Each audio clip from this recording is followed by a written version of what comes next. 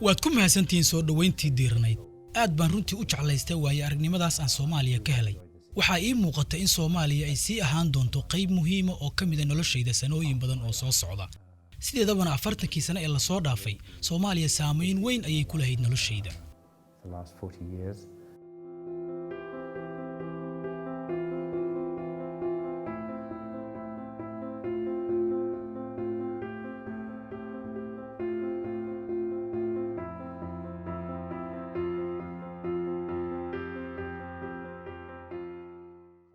fariintaydu waa in Soomaaliya mustaqbalkeedu uu ku jiro gacmaha Soomaalida waa run in ay jiraan waxyaabo badan oo xaaladda Soomaaliya ka dhigaya mid adag ha yeeshee wax ka qabashada korarka tirada dadka hagaajinta caafimaadka iyo waxbarashada kaabayaasha dhaqaalaha shaqo abuurista iyo sare u qaadista maalgashigu waa arrimo ugu dambeynta ay tahay in Soomaalidu ay ka heshiiyaan oo ay xal u helaan Trying to sort the key problems out.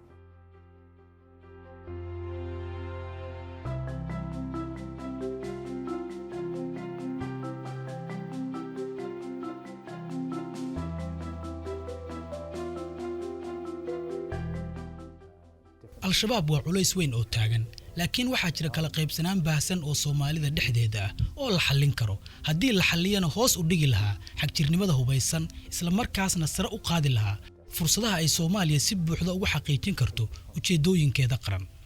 waxaan dhihi lahaa fariintaydu waa in mas'uuliyad la qaato gaar ahaan hogaamiyaasha siyaasadda iyo in dadweynuhu ay madaxda siyaasadda ku dhiirigeliyaan in ay si wada jira u shaqeeyaan si ay uga hawlgalaan danta guud oo qof walba dan u ah ee aan lagu mashquulin danaha koox gaar ah ama shakhsiyaad